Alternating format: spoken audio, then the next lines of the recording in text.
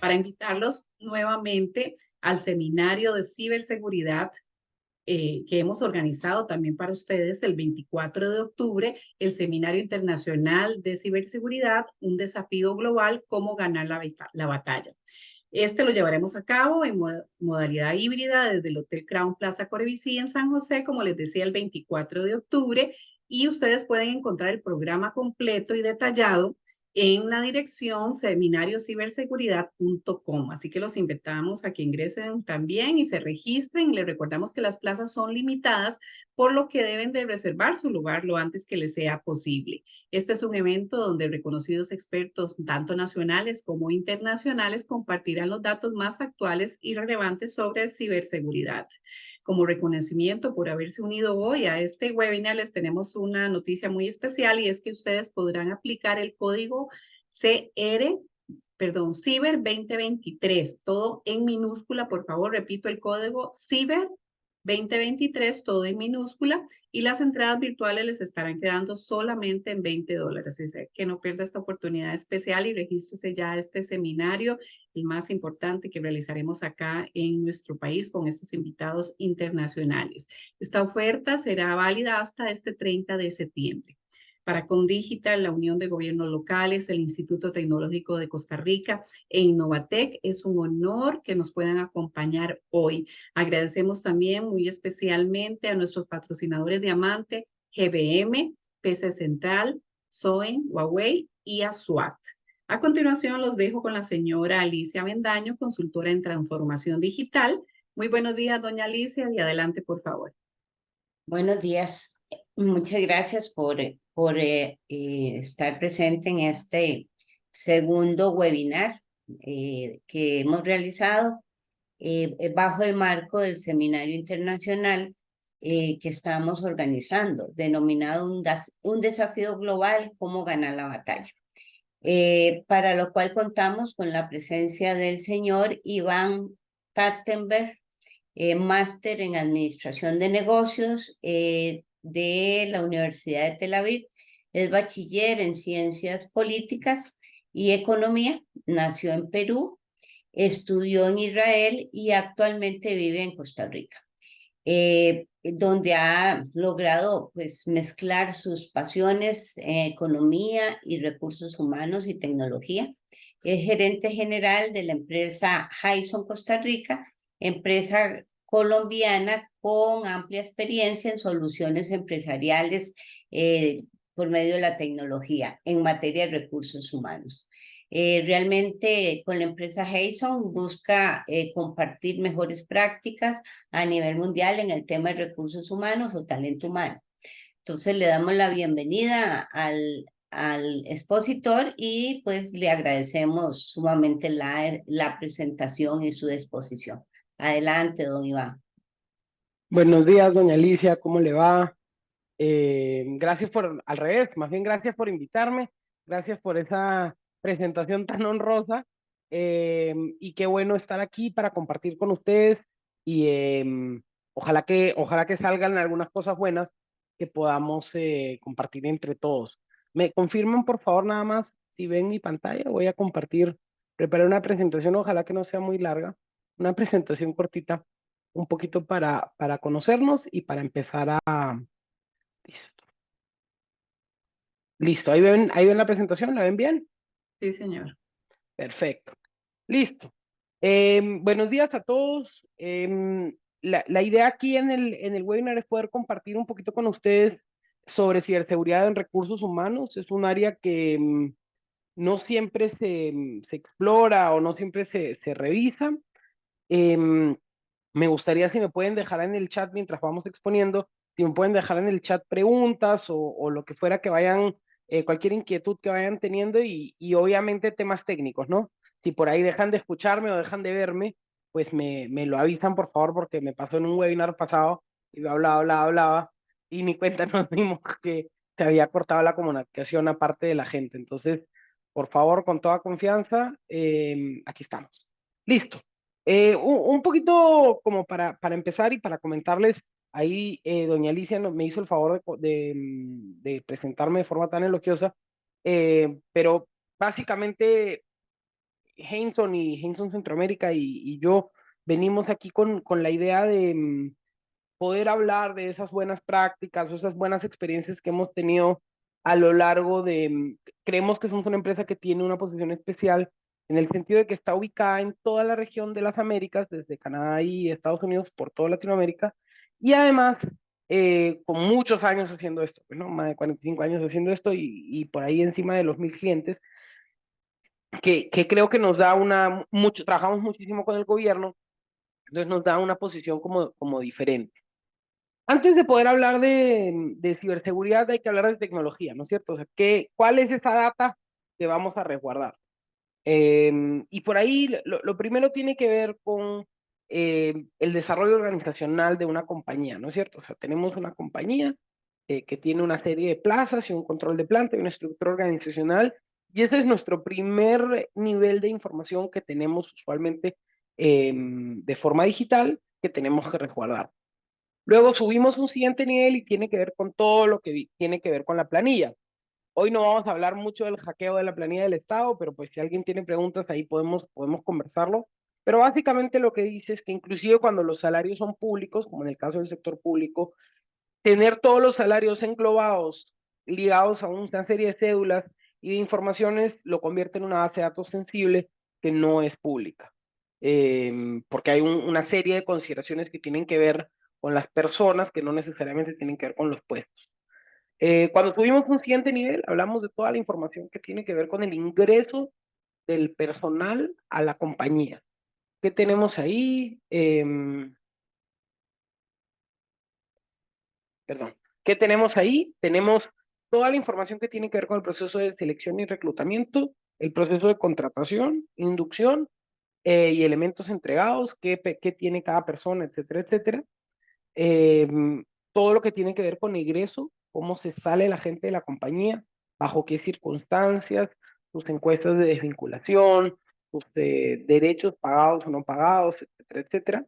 Y por último, tenemos en la cúpula todo lo que tiene que ver con desarrollo, ¿no? Evaluaciones de desempeño, resultados de capacitaciones, de bienestar, etcétera. Sé que hay mucha gente conectada que viene, o que van a ver esta grabación luego, que vienen de gobierno. Y entonces, muchas veces en gobierno decimos, como dije hace un momento, no, aquí todo es público y todo es libre. No, no tanto, ¿no? No estoy seguro que la evaluación de desempeño de una persona o las 3 últimas evaluaciones de desempeño de una persona sean información absolutamente pública. O si una persona tiene un embargo o no tiene un embargo, etcétera. Entonces, ya cuando vamos, ya cuando vamos profundizando un poquito más en estos temas de tecnología, entendemos que existen básicamente 4 riesgos o 4 catalizadores de todo lo que tiene que ver con ciberseguridad en recursos humanos. El primero tiene que ver con el riesgo interno. Es decir, existen una serie de actores que tienen acceso a la información adentro de la compañía y que tienen que tener ese acceso porque ese es digamos, ese es su trabajo, ¿no es cierto? Pagar, recibir currículums, etcétera, etcétera. ¿Qué tenemos ahí? El riesgo de que se hagan copias de la base de datos. En empresa privada es información supremamente confidencial. ¿Quién tiene acceso a la información? Es decir, de repente la persona que paga la planilla para un área de la compañía no es la misma que paga para el otro área. O el otro día tuvimos un caso de acoso laboral y saltó la pregunta, ¿quién debe tener acceso a ese file, ¿no es cierto? A ese archivo que tiene un poco de información personal, sobre todo cuando empezamos a hablar de temas de acoso sexual y hostigamiento sexual y ese tipo de cosas, y uno dice, hey, que hay una data que tenemos que proteger y que tenemos que proteger de manera diferente de la que protegemos, yo qué sé, los números de cédula. A esto se agrega el tema de la recepción de canales de comunicación no seguros. ¿Y a qué me refiero con esto? Existe en una empresa, y más aún en una entidad de gobierno, usualmente la empresa habla con él mismo o con proveedores certificados asegurados. Es decir, yo soy una empresa yo qué sé, que hace mochilas, voy a hablar con el bodeguero y voy a hablar con el chofer y voy a hablar con toda gente dentro de la compañía.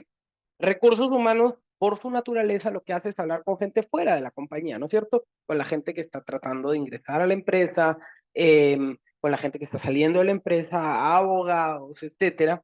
Entonces, en esos intercambios es donde sabemos que hay muchos intentos de introducir todo tipo de programas viciosos y de esa manera capturar la información que de la compañía, no solo de recursos humanos, sino en su totalidad. Es decir, es lo que nosotros llamamos un puerto abierto.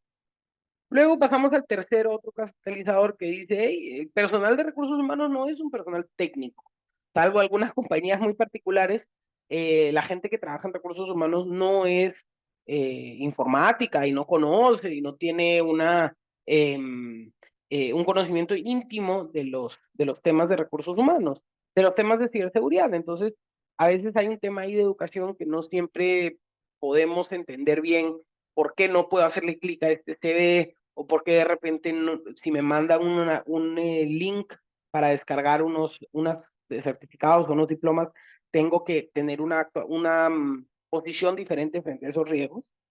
De hecho, hablábamos del tema de la caja. El hackeo de la caja inició así, ¿no es cierto? Un email que se abrió de una persona que pedía ayuda a una persona que pedía ayuda y en Guanacaste, y así fue como se empezó a desarrollar todo el problema, ¿no? Y lo último tiene que ver con un poquito lo que hablamos en el slide pasado, que la data de recursos humanos es muy sensible y altamente deseada. ¿A quién de nosotros nos han llamado de la reforma a decirnos que nos robaron una computadora o algo y que entremos a la información del banco? Ahora imagínense que les llamaran con el nombre de su hija y con el monto que usted paga en embargo. Le dicen, hey, somos del juzgado y vemos que su último embargo de 225,000 colones no entró, necesitamos que haga una transferencia para resolverlo o alguna de estas cosas. Entonces es una data de muy alto riesgo, ¿no? Ahora, voy a tratar de llevarlos, aquí tenemos el caso de IFX, que es un caso de hace 2 días. Voy a tratar de llevarlos por una serie de casos, algunos más técnicos, algunos no. Voy a tratar de ser lo menos técnico posible, pero básicamente lo que quiero demostrarles es cómo se han vulnerado. Todas son de los últimos tiempos, y algunos inclusive que son viejos tienen repercusiones hasta hoy.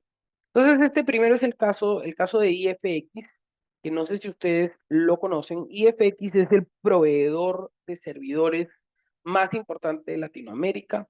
Esto que están viendo aquí es una alerta de seguridad del gobierno de Chile, que fue el que detectó el ransomware en las máquinas virtuales de IFX. Em, Básicamente, imagínense un servidor que guarda toda la información y guarda todos los cores, los sistemas centrales en la operatividad de las compañías. Fue violentado una tarde y se paró todo. Hasta ahora no saben exactamente qué va a pasar. Es un sistema que está siendo resuelto, pero aquí vamos a ver, lo que vamos a ver al final es si es que hubieron buenas prácticas y si se logró salvar toda la información o si es que la información sí fue vulnerada. Y va a ser un caso que vale la pena tener en cuenta porque vamos a ir viendo qué sucedió, cómo sucedió, por qué sucedió y cómo se intentó sacar estas informaciones. Ahora bien, esta es una empresa que está especializada en guardar informaciones. Vean qué pasa aquí. Este es un caso puntual de planilla, el caso de Facebook. Un empleado, no sé si se recuerdan, fue hace ya algunos años, en 2019, 2020, si no me equivoco. Un empleado decidió que iba a descargar del software de la nómina, iba a descargar una serie de reportes y las iba a tener en su laptop personal. La persona lleva su laptop personal y la saca del trabajo en contra de los protocolos porque quería trabajar en la noche o yo qué sé. Una copia obviamente no encriptada en un disco duro local y le robaron el carro. Y dentro del carro estaba guardada la laptop. La persona que roba el carro abre la laptop y se da cuenta que están todos los Exceles de todos los trabajadores de Facebook en California con los números de seguridad social, con la información de banco, con los nombres, con los salarios, etcétera. Fue un escándalo y hasta hoy no se ha logrado recuperar. Muchísima gente se fue de Facebook o ahora Meta en protesta a este tema porque se espera o se esperaría un poquito más de cuidado cuando cuidan mi información. Es decir, yo te entrego mi información porque pues si no, no me puedes pagar, pero de ti como empresa espero que me cuides. Y esto no siempre sucede, ¿no? Veamos ahora un caso con unas consecuencias. No sé, hasta acá si hay alguna pregunta, tengo aquí a la derecha abierto el chat, entonces si alguien quiere preguntar algo, pues por favor me interrumpen sin problema. Tenemos ahora un caso diferente. Este es el caso de la Fiscalía General de Colombia. Nosotros lo vimos ahí, no fue un cliente nuestro, felizmente, pero lo vimos desde cerca. Se vulnera la base de datos de la Fiscalía, la base de datos de recursos humanos a través de un malware. También se le envió un correo al agente de recursos humanos de la Fiscalía buscando un trabajo, respondiendo a una cuenta de trabajo. El malware, el software, se apodera de la computadora, logra a través de ese apoderamiento de computadora hacer un mapeo de toda la red de seguridad interna que tenía la fiscalía, y lo que terminó sucediendo fue que se apoderaron de toda la información de la fiscalía, incluida la información de recursos humanos, y lograron obtener cuentas de banco, las comisiones, los carros y las placas de los carros que fueron entregados por la compañía a sus empleados, las direcciones. El resultado de esto creo que hubieron 3 o 4 secuestros que secuestraron a la gente o a los hijos de la gente. eh, y se armó un escándalo, ¿no? Porque no se sabía primeramente quién era el responsable de esta información que salió. em, y qué hacemos, ¿no es cierto? O sea, ahí veo que en el chat me están preguntando que cómo podemos responder a un ataque cibernético.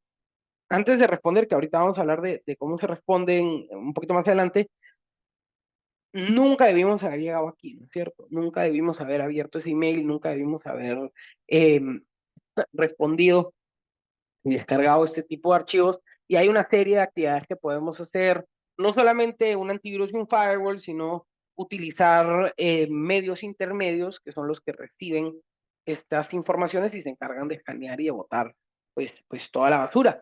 De hecho, una de las cosas que se habla en este caso aquí, en el de IFX, fue que ese medio o ese colchoncito que hay entre la información y el servidor es la que ha logrado proteger a los servidores de IFX. Entonces,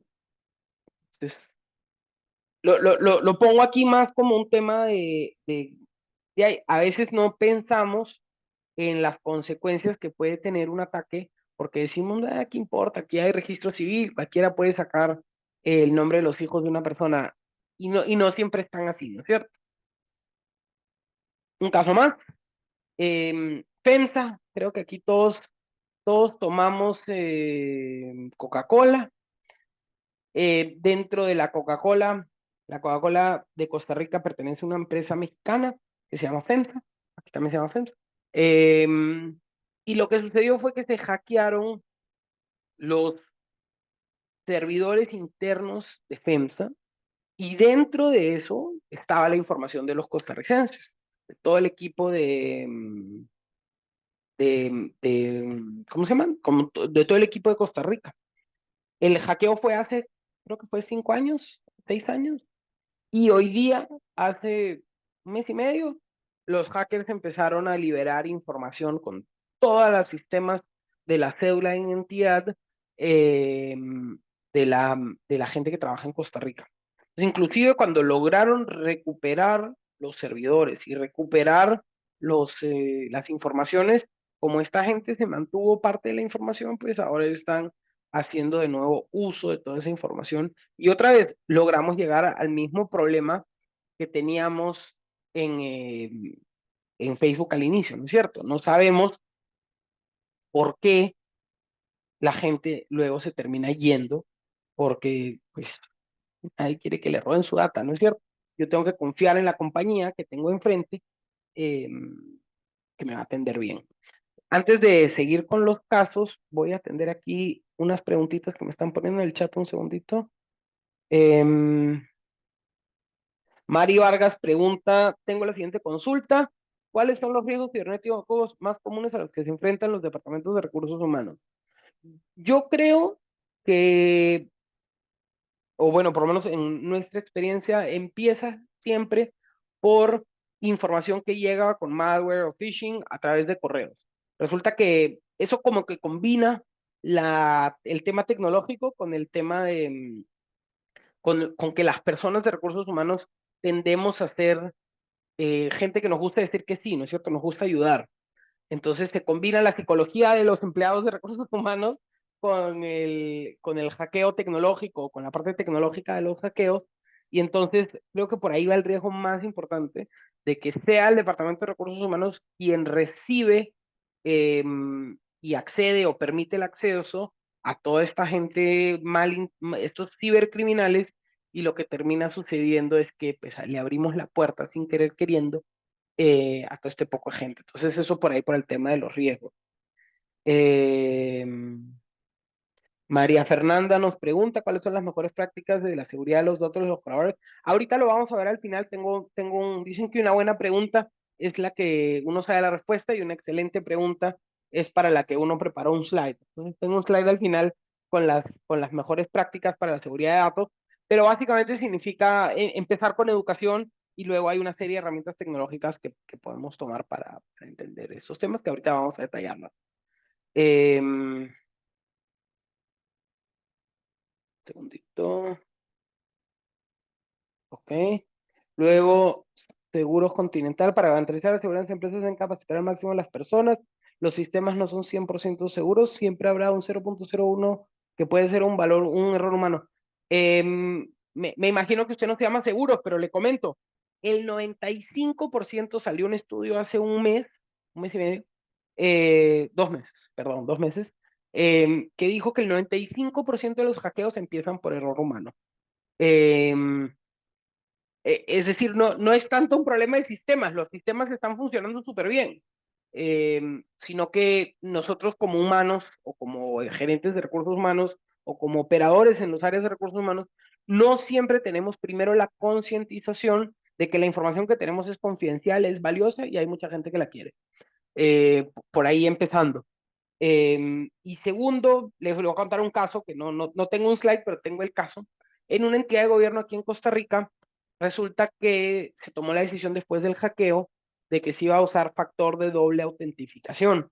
El doble factor de autentificación, los que lo conocen, básicamente significa que cuando, un segundito, el factor de doble autenticación significa que cuando una persona quiere ingresar a su correo o a su sistema o a lo que sea, el sistema lo que hace es bota un SMS o una notificación en el teléfono o en una segunda instancia en donde yo puedo decir, ok, listo, la persona que tengo aquí no solo se sabe la contraseña, sino que tiene acceso a su celular. Entonces, así se quitan casi que todos los ataques que vienen del exterior o de brute force, si alguien los conoce. ¿Y qué había sucedido? Por falta de comodidad, digámoslo así, uno de los sindicatos que pertenecían a este ente gubernamental dijo, no, me quitan esa cosa, porque los celulares de las personas no son de la empresa, es decir, la entidad gubernamental no está entregando celulares, entonces pues no tiene por qué utilizar el celular para un tema gubernamental. Y bueno, lo hackearon por haber quitado el factor de autenticación. Entonces muchas veces es cuando podrían haber usado, por ejemplo, el correo institucional o otros medios. Pero a veces también es como usted dice, Jason, que hay un factor humano muy importante que no siempre le damos la suficiente preponderancia a la hora de entender el tema de los riesgos. Ojalá que pueda haber respondido bien. Gillen nos pregunta, en casos como ese de Coca-Cola, ¿cómo pueden los departamentos de recursos humanos proteger los datos personales y financieros de sus empleados? También lo vamos a hablar ahorita con más detalle, pero básicamente la primera cosa es entender que esos datos son sensibles y que son riesgosos, ¿no es cierto?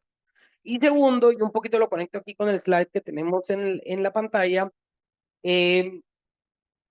estuvimos nosotros con una experta de MIT que trajimos a Costa Rica para que nos haga unas consultorías, unas asesorías, y ella nos dice, vean, yo me siento enfrente de gerentes y el gerente de recursos humanos me dice, yo todas las acciones de personal las imprimo y las hago triple firma, ¿no es cierto?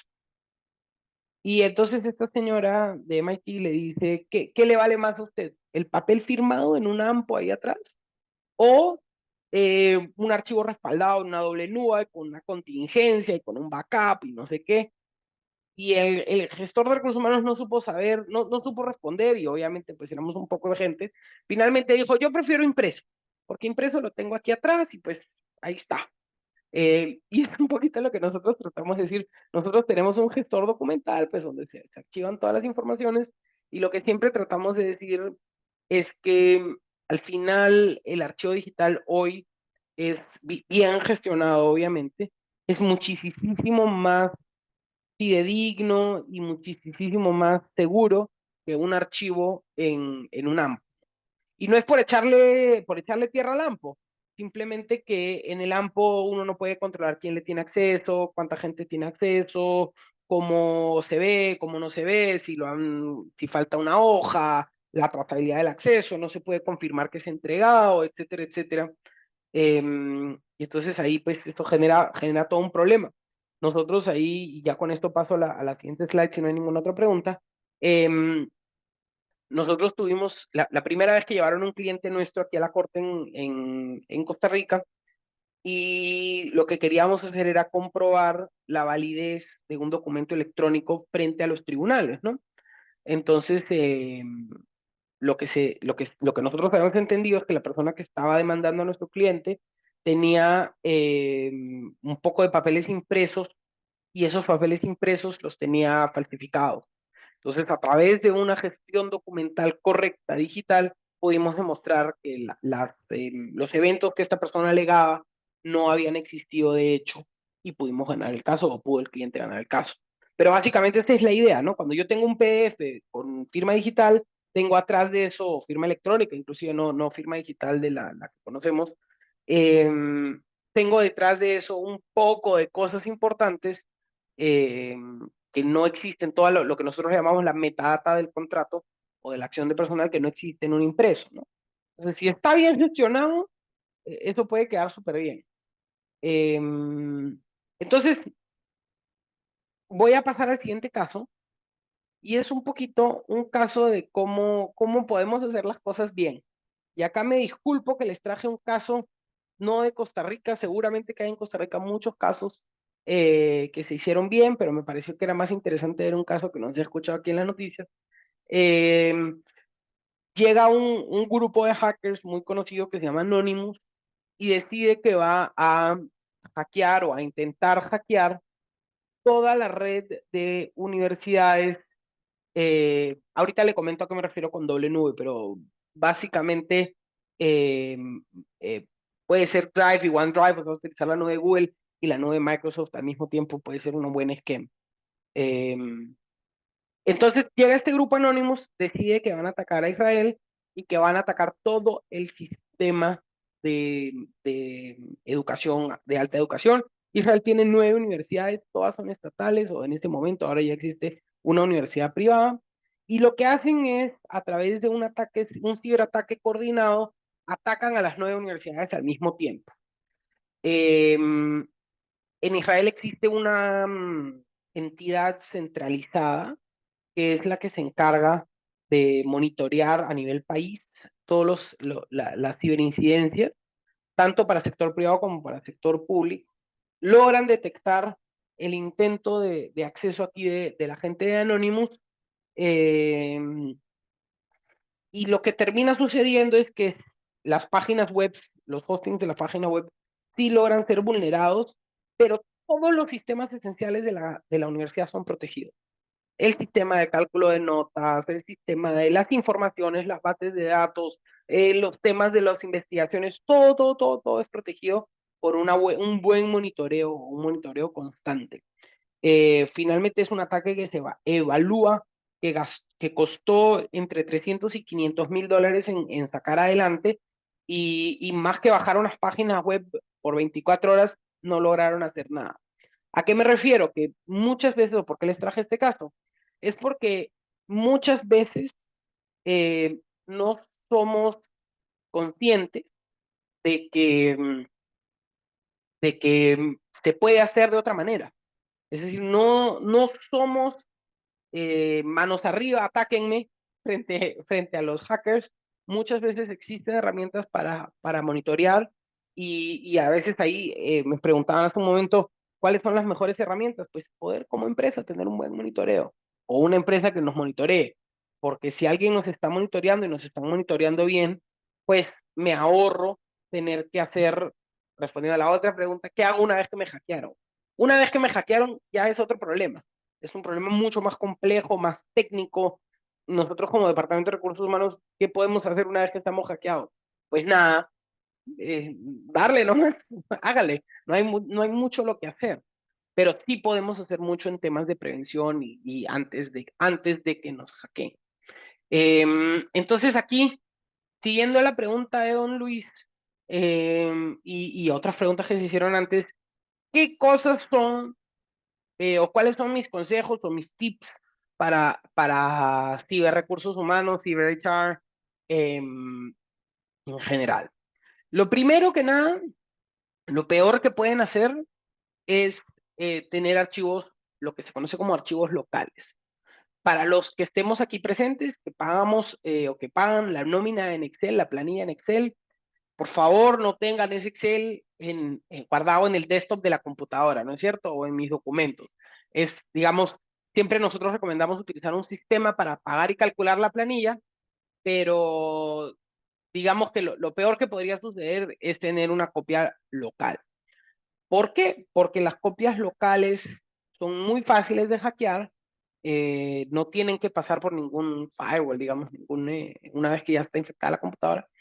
Y además que son súper vulnerables, ¿no? Cualquiera puede entrar y cambiar un 2 por un 3. Yo cuando hablo de riesgos de ciberseguridad, como lo mencionábamos en la presentación anterior, hablamos no solamente de los riesgos externos, o sea, que venga alguien y me hackee, sino que alguien adentro de la compañía tenga acceso a la información que no debemos tener. Y ahí mismo me conecto a la pregunta de don Luis, que me dice doble nube se refiere a guardar los documentos en Drive de Google y en OneDrive de Microsoft. Sí, eso nos resuelve el problema de que si me hackean aquí, yo puedo tener aquí la información, lo que nosotros llamamos latencia de nube, que no podamos tener acceso a un archivo en todo momento. Sin embargo, no nos resuelve el problema de acceso, ¿no es cierto? Porque no tenemos trazabilidad de quién ha ingresado ese archivo. Existen algunas herramientas que se pueden utilizar para que las nubes estén compartimentalizadas, es decir, que no cualquiera le pueda tener acceso y etcétera, pero básicamente la idea es ya tenerlas en dos nubes, hicimos el 80% del trabajo, tener el acceso a esta nube restringida, no a nivel de la compañía. Yo, por ejemplo, en la nube puedo ver la nube de mi gerente comercial y la nube de mi gerente de tecnologías, etcétera, etcétera. Entonces, poderlos tener seccionados, eso es una de las normas de ISO 27001, que ahorita vamos a hablar, es pues, la mejor buena práctica que hay de ciberseguridad, pero que no todo el mundo tiene que tener acceso a toda la información. Entonces, sí, primero que nada, utilizar una nube, ojalá doble nube y ojalá reconocida. Google, Microsoft son súper buenas nubes. Está la de Amazon, AWS, está la de, la de IBM, Bluemix, que es la que usamos nosotros. Está o una de las que usamos nosotros, Microsoft Azure. Existen pues muchas nubes buenas. Las nubes que sí no recomiendo son las nubes locales. Y no tanto porque sean malas, porque local es bueno. El problema con las nubes locales o las nubes seccionadas es que usualmente no cumplen con esos estándares de ciberseguridad, que nosotros como compañía nunca vamos a poder cumplir. O sea, si somos una compañía de 50 empleados, nunca vamos a tener espacio para un ingeniero de ciberseguridad que, que trabaja a tiempo completo haciendo monitoreo, como el ejemplo que vimos ahí de las universidades en Israel. Entonces necesitamos utilizar herramientas que ya vienen certificadas, porque entonces yo me aseguro que estoy bien. Si uso la nube de Microsoft, yo sé que Microsoft se encarga de la ciberseguridad. Y allá por ellos, problema, problema de ellos. Lo siguiente tiene que ver con monitoreo continuo y un poquito se conecta a lo que hablamos aquí ahorita. Si yo no puedo hacer el monitoreo, alguien más lo tiene que hacer por mí. Y ahí me conecto un poquito porque la ciberseguridad es un tema súper ingrato. La gente no quiere invertir en ciberseguridad porque no genera ningún retorno en inversión inmediato. O sea, yo me puedo gastar una plata. La nube de Microsoft cuesta, eh, no sé, el doble o 40% más que la nube local. Pues, ¿por qué no usar la nube local? Si ahí está y hace más o menos lo mismo. ¿Por qué creen que cuesta el doble? Porque no tiene todos esos estándares y esos monitoreos, etcétera, etcétera. Seguimos a lo siguiente, buenas prácticas. No es suficiente educar a nuestros empleados de qué hacer, sino que tenemos que educarlos y reeducarlos todos los años. La gente se olvida. Eh, los protocolos no se siguen, a veces son confusos, entra gente nueva. Entonces tenemos que tener unas buenas prácticas de qué es lo que tenemos que hacer, educar para esas buenas prácticas y luego reeducar o recapacitar, hacer seguimiento, quién ya está capacitado, quién no está capacitado. Si no está capacitado, ¿qué hacemos? ¿Qué pasa si el otro día estábamos en una charla en la U Latina sobre ciberseguridad y una de las cosas que decía uno de los gerentes que lo invitaron a hablar es que decía, vean, si la gente no ha pasado la capacitación de ciberseguridad, les cortamos las credenciales y no pueden tener acceso a las credenciales, porque no pueden trabajar, porque no, porque si no sabe cómo tiene que cuidarse, pues no me sirve. Ahora, vamos a hablar ahorita en la siguiente slide sobre un poquito más sobre cómo se educa y cómo se responde, pero lo primero es, como decíamos, concientizar y entender que es un problema y que la data sí la quiere mucha gente. Y a lo mejor utilizar Excel para calcular la planilla no es tan buena idea.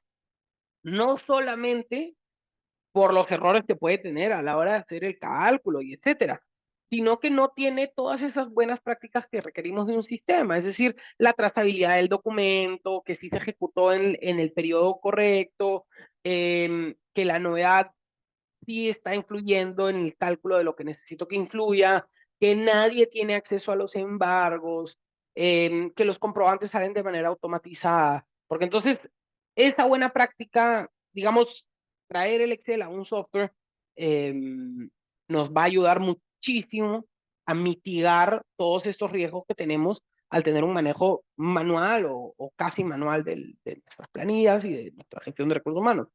Una de las cosas que vemos en recursos humanos muchos, y acá me imagino que muchos se van a sentir,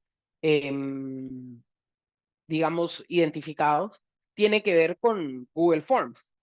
Todos utilizamos Google Forms o SurveyMonkey para reclutar a nuestra gente. Y les mandamos un vínculo y les decimos, hey, entre aquí y haga su evaluación de desempeño, o entre aquí y cargue su currículum. Es una buena práctica, mejor, digamos, que me lo mande el email, pero aún así, esos formularios de Google son absolutamente vulnerables, son abiertos, muchas veces están configurados de forma incorrecta, entonces es importante entender que en todos los procesos que hacemos tenemos que tener claro cuál es el proceso y cuál es nuestra banda de protección por encima de ese proceso. Acá voy a hablar de dos cosas, me perdonan los que no somos técnicos aquí, pero pueden ir haciendo Google mientras voy explicando lo que tiene que ver con RTO y RPO. Básicamente, ¿qué significan esos dos términos que son importantes que los conozcamos? Es que RTO significa cuánto tiempo me voy a demorar, suponiendo que hay un ataque ahora, porque siempre debemos suponer que nos van a atacar, suponiendo que hay un ataque hoy, ¿cuánto tiempo me voy a demorar en reconstruir o rehabilitar, restaurar el sistema que yo utilizaba? Entonces, imagínense, si tengo un Excel y me capturan mi Excel, ¿cuánto tiempo me demoro en levantar un Excel nuevo o una contingencia Excel o un Excel diferente? A veces puede ser toda la vida, puede ser que nunca lo logre hacer y que tengan que comprar un sistema separado. Nosotros tenemos algunos clientes que nos llegaron y que nos dijeron, vean, nos hackearon el anterior y no tenemos acceso a los acumulados. Ayúdennos a sacar el acumulado de vacaciones porque no tenemos cómo hacer. Porque nunca constituyeron una contingencia. Entonces hay que partir siempre de la idea de que nos van a hackear. Nosotros, por ejemplo, en nuestro software, damos 3 contingencias porque entendemos que es posible que hasta nosotros nos hackeen. Entonces tenemos que poder ofrecer una forma de restaurar la información en un plazo corto de tiempo. Ojalá no más de 24 horas, que es usualmente lo máximo que puede tolerar la planilla, ¿no? Porque si le tengo que pagar, lo vimos con el hackeo del Estado. Hackearon al Estado en enero, en octubre, noviembre, y por ahí hasta marzo la gente seguía recibiendo sus planillas al revés. Nunca lograron levantar una contingencia de Integra, ni de Integra 2, porque no tenían pues buenos sistemas de contingencia. Entonces, ¿qué cosa es RTO? El tiempo que me voy a demorar en restaurar mi sistema a una aplicación aceptable o a un nivel aceptable para poder trabajar. ¿Y qué cosa es RPO? Ok, listo. Me hackearon, me robaron mi data, me voy a esa contingencia, me voy a ese sistema operativo alterno. La información que está ahí, ¿de cuándo está actualizada? Y otra vez me regreso al hackeo de la caja. ¿Qué pasó? Levantaron el plan de contingencia que tenía el MEP, que eran unas planillas de espejo que estaban en unos Exceles que estaban guardados en las laptops de uno de los directores en su casa. Abrieron la laptop, sacan el Excel, pero el Excel tenía 6 meses de antigüedad. Entonces, en esos 6 meses de antigüedad, no sé si se recuerdan que salió mucho en el periódico que a la gente no le podían pagar los cursos de verano y que eso era como el 40% de su salario. ¿Por qué? Porque la información que estaba en esa contingencia o en ese plan alterno no estaba actualizada. Perdonen que use los ejemplos de Henson, lo que pasa es que son los que conozco más. Nosotros no solamente que tenemos un sistema alterno, digamos, en IBM y un alterno en Microsoft Azure, sino que copiamos la información de uno al otro una vez cada hora. Entonces, si hay un hackeo, yo puedo agarrar y me retrocedo atrás en el tiempo 1 hora o 2 horas o 2 días. Eh, pero muchas veces nosotros, o sea, imaginemos el caso que usted decía, don Luis, hace un momento, que tiene uno en Drive y uno en OneDrive, pero el que utiliza siempre es el de Drive, el de Google, digamos, porque es el que tiene la mano. Cuando este se va o se pierde o se malogra este archivo, y dice, listo, voy a entrar a OneDrive y entro a OneDrive, dispuso ese archivo, resulta que ese Excel tiene 6 meses sin actualizar. La mitad de la gente que está ahí ya no está, la gente nueva que entró no la tengo, no tengo sus salarios, no tengo sus novedades de esta quincena. Entonces yo tengo que poder decir, hey, los dos tienen que ser prácticamente igualitos. O sea, tengo que tener dos nubes que se sincronicen, que este copie al otro lado y el otro lado de vuelta, pero que en esa sincronización no genere conexión, porque si genero conexión ya no es contingencia. Entonces sí tiene su magia la cosa, ¿no?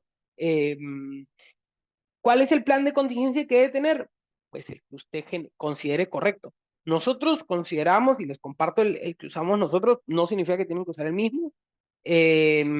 Nosotros hacemos 3 contingencias, es decir, tenemos 3 sistemas alternativos. El primero con IBM, el segundo con Microsoft, el tercero con una compañía especializada que se llama Celera, y el cuarto con nuestra propia gestión, digamos, con nuestro propio data center, todos no interconectados. Y cuando hablamos de tiempos o backups de RPO, utilizamos un backup por hora, un backup del día y un backup cada cierre de periodo, o sea, cada 14 días, y todos los guardamos por lo menos 6 meses. Entonces tenemos una visión muy clara cuando el cliente nos dice, porque a veces no se da cuenta que el ataque no, digamos que no es un ataque externo, sino que entró el planillero y decidió borrar toda la información de la nómina que había. Entonces, cuando borró la información, pasaron 2 días o pasaron 3 días. Pues toca retrocederse no a lo del último día, sino a 15 días atrás. Entonces, así es como lo manejamos nosotros, pero pues obviamente que eso, nosotros tenemos un equipo de gente que está haciendo todo el tiempo esas copias y bajando y subiendo y clasificándolas y categorizándolas. Obviamente que no lo tienen que hacer por nosotros, entonces ahí les recomiendo o traten de hacer lo más parecido a ese o pues contraten una solución que ya lo tenga hecho y que tenga todas esas certificaciones. Backup es una configuración de discos RAID para tener datos locales incluso en doble nube. Sí, es una buena solución. A ver, no es, todas estas soluciones son buenas soluciones, no son exactamente, digamos, lo que dice el estándar, pero puede servir, puede funcionar. La pregunta es también qué tan complejo va a ser el hackeo, porque digamos, si tengo las dos nubes y les cuento un caso que pasó también en una entidad de gobierno. Un usuario utilizó su cuenta corporativa o la cuenta de la compañía para hacerse una cuenta en Uber, para que la traigan y la regresen, yo qué sé. Y utilizó la misma contraseña en Uber que la que utilizaba para su correo personal y la misma contraseña para todos, hablando de educación, ¿no es cierto? Cuando hackearon un Uber, alguien encontró que habían dominios de entidades gubernamentales de Costa Rica, se vende a una persona que estaba intentando hackear esta entidad, prueban por intentar coger esa contraseña y utilizarla para ganar acceso a la entidad de gobierno, resulta que tenían el mismo acceso en todos, entonces no importaba que tenían 3 backups y 3 contingencias y no sé qué, se hackearon y se bajaron la entidad por un mes. Entonces, sí y no, nos sirve y no nos sirve. Todo nos acerca a ese, pues a ese nivel, digamos, más amplio de seguridad. ¿Cuáles son mis consejos principales en educación y respuesta? Un poquito tratando de englobar lo que hemos dicho ahorita. Primero es educarnos a decir no. Aquí cuando nos mandan un correo hay que decir no lo voy a abrir. Si no conozco a la persona, no. Lo mismo, digamos, esta es la misma respuesta para las estafas por teléfono, ¿no es cierto? Me llaman y me dicen, hey, te robaron tu computadora o tu tarjeta. Entra un segundito a la aplicación y resuélvelo. Uno tiene que decir, no, yo voy a llegar al banco. O deje que yo voy a llamar al banco a preguntarles si es que de verdad se han vulnerado mi tarjeta o lo que sea. Entonces, tenemos que de forma educada aprender o enseñar a nuestra gente a que no toda petición debe ser respondida con un sí, y esa respuesta o esa educación, digamos, cruza no solamente para teléfono, sino para teléfono, para emails, para chats, para WhatsApp, etcétera. No se abren links en WhatsApp con los teléfonos de la compañía, ¿no? Y no se conecta el WhatsApp a la computadora, a la laptop de la compañía, ¿no? Y no va a recibir usted un correo que no haya sido filtrado por un sistema que lo filtre. No lo vamos a hacer. Porque no, porque nos genera una contingencia muy alta. Lo segundo tiene que ver movimiento a nuevos sistemas, y ahorita voy a ampliar un poquito sobre ese tema. Responsabilidad conjunta. Tenemos que poder entender que este proceso de la ciberseguridad es un proceso de todos, desde la persona que hace selección y reclutamiento, hasta la persona que paga la planilla y hasta la persona que limpia, el conserje que limpia las instalaciones, porque él también tiene una contraseña y tiene una tarjeta de RFID que le da ingreso a la fábrica y yo qué sé, mil cosas. Entonces tenemos que poder entender también que todos tenemos que trabajar en la ciberseguridad, porque el vínculo más delgadito es el que va a ser vulnerado siempre. Y cuando hablamos de análisis de redes de parte de los hackers, es así de fácil se entiende quién es el que tiene la contraseña esa ASDF $1 o el que tiene una contraseña que dice 1, 2, 3, 4, 5, 6, 7, 8 y ese tipo de cosas. Entonces, es un poquito de responsabilidad de todos, ¿no es cierto? Ahora sí, perdón un segundito. Hablemos puntualmente un segundito de cumplimiento y ciberseguridad. Hablamos en la presentación anterior de cómo escoger o cómo entender qué escoger.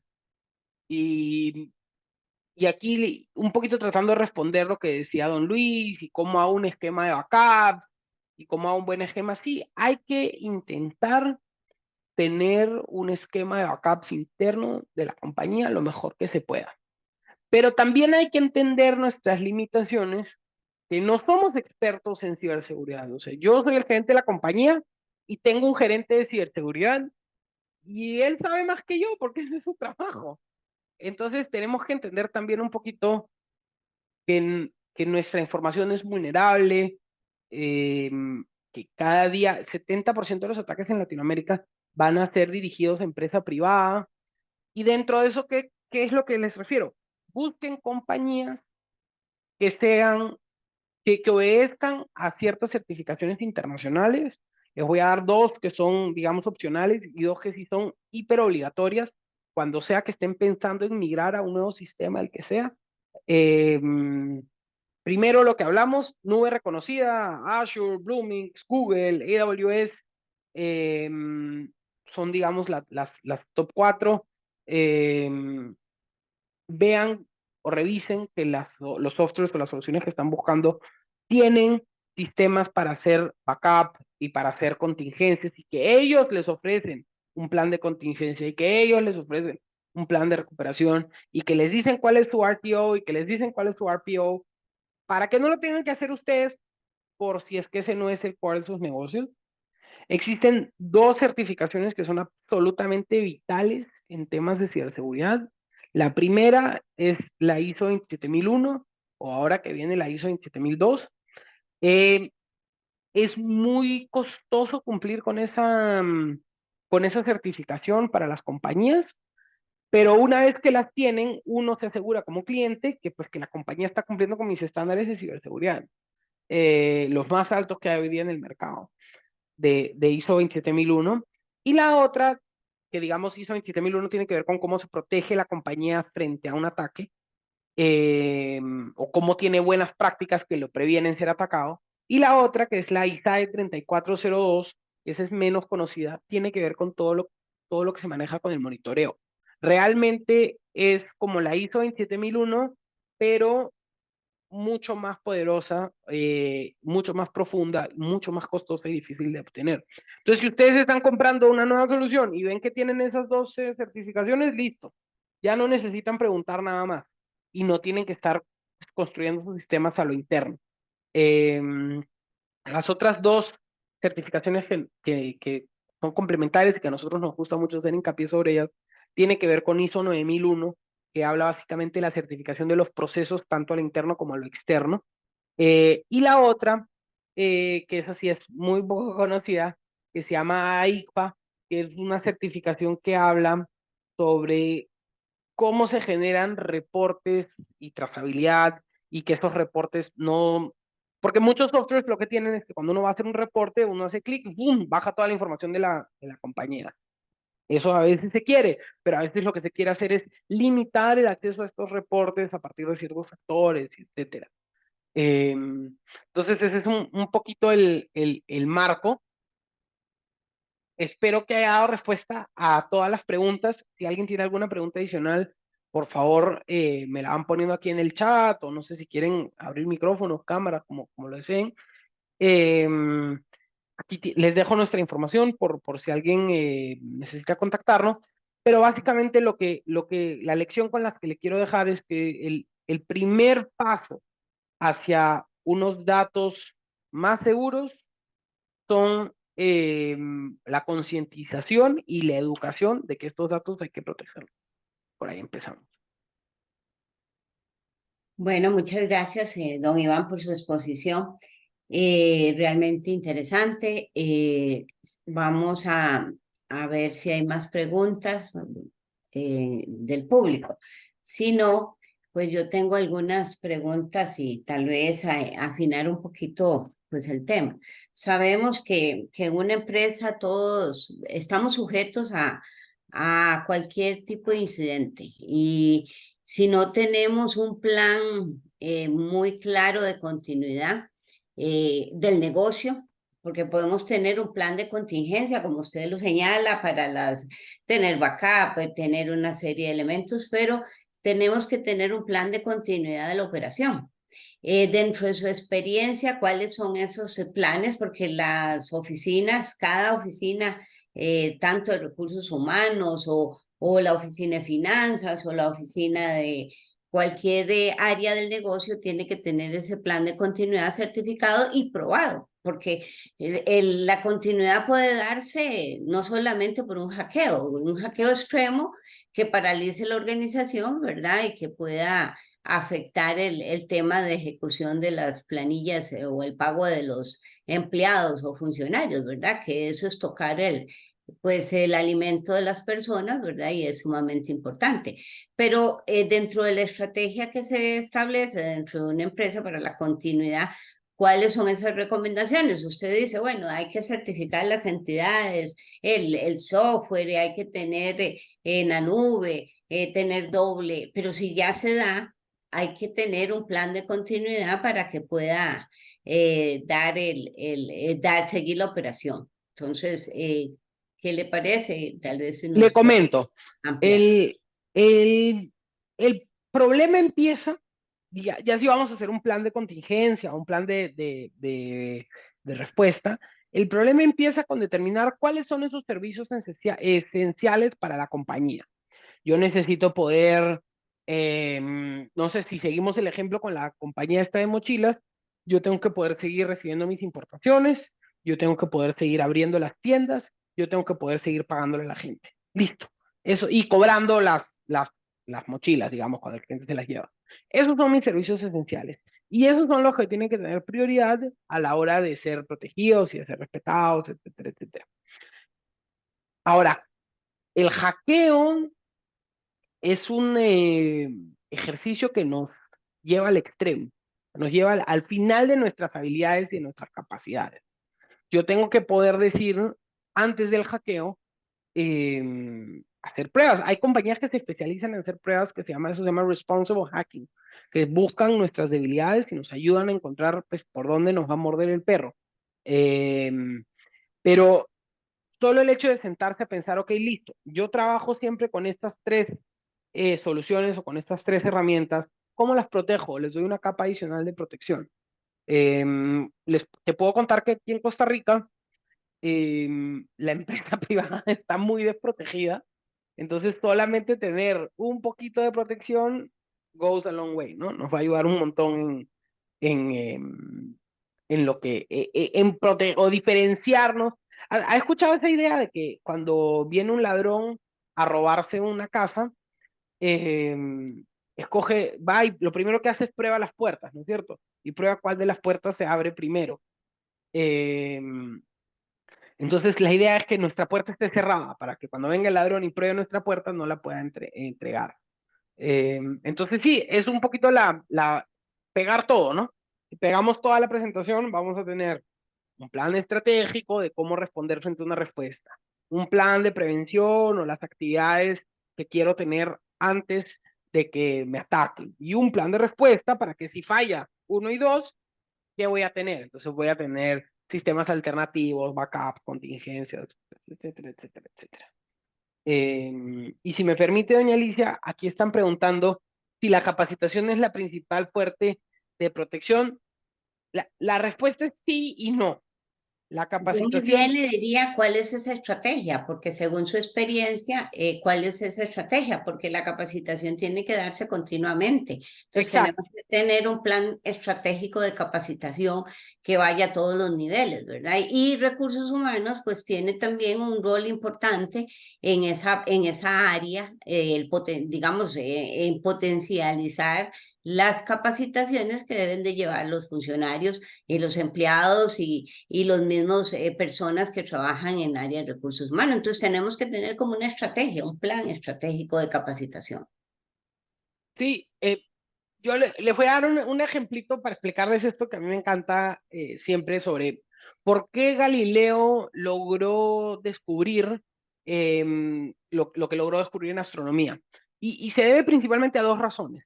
Tenía una buena teoría y tenía un buen telescopio.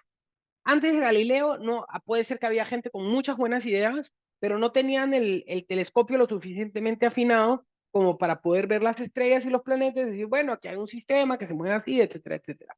Entonces, la respuesta es, o por lo menos de nuestra experiencia, es que uno debe tener buena tecnología, o sea, buenas herramientas, y al mismo tiempo una buena capacitación, o lo que vendría a ser en la analogía, una buena idea. ¿Por qué? Porque Si tengo una excelente tecnología, cumple, certifica, no sé qué, pero no tiene una buena manejo de esta herramienta y una persona se comparten las contraseñas entre todos, pues puede tener la mejor tecnología del mundo, pero si la gente se comparte la contraseña, no ganamos nada. Por otro lado, uno puede tener súper buenas capacitaciones, pero guarda toda la información en el disco duro de la laptop, tampoco nos va a servir.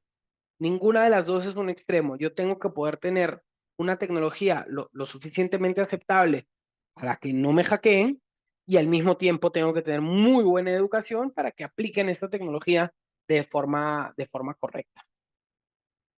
Sí, yo considero que lo que debe haber es una formación, capacitación en el tema de cómo usar los recursos tecnológicos, como usted bien señala, y el tema de que no compartan claves o la misma forma de que la clave tiene que tener una forma de seguridad, la doble autenticación, el tema de no abrir correos, inclusive muchas empresas lo que hacen para afinar el tema de la capacitación es hacer ejercicios o simulaciones. Mandan a los empleados un correo para ver quién abre ese correo y así determinar si requieren mayor formación o capacitación, ¿verdad? Porque como usted bien lo señala, la seguridad es de todos, o sea, es toda la organización y por eso tiene que haber diferentes esquemas de formación y verificación de que los empleados estén usando pues las condiciones. Yo de la experiencia mía he visto que hay claves en los sistemas de información que se daban, pasaban de un funcionario a otro, ¿verdad? Sin cambiarlo, precisamente porque no había esa estrategia de formación y capacitación. Como yo les digo, recursos humanos tiene digamos, una responsabilidad muy clara, establecer esos esquemas, hacer ejercicios o inclusive en forma conjunta con el área de ciberseguridad para poder establecer planes de verificación, ¿verdad? Y programas específicos de formación. Bueno, ya nos queda muy poco tiempo, entonces le paso a doña Led, más bien agradecerles a todo el mundo y vamos a ver, doña Led, cómo cierra el webinar. Gracias. Muchísimas gracias a ambos, a don Iván, por esta explicación tan completa. A todos los participantes vimos que estuvieron muy activos con muchísimas preguntas, así que estamos muy satisfechos, muchísima participación y pues las preguntas que nos queden las estaremos respondiendo, por supuesto, a todos ustedes, pero voy a aprovechar para no solo agradecer a don Iván, a doña Alicia, a todos ustedes que nos acompañaron, sino para motivarlos, que no se pierdan la oportunidad, porque esto fue una muestra de lo que podríamos tener en este seminario tan importante que vamos a tener en octubre. Quiero agradecer también especialmente a nuestros patrocinadores Diamante que hacen posible tanto estos webinars que vamos a tener vamos a estar realizando. Tenemos uno la próxima semana, el 21, que los vamos a invitar también a todos los que nos acompañaron hoy y agradecer a nuestros patrocinadores, como les decía, a GBM, a PC Central, a Sony Huawei y a SWAT.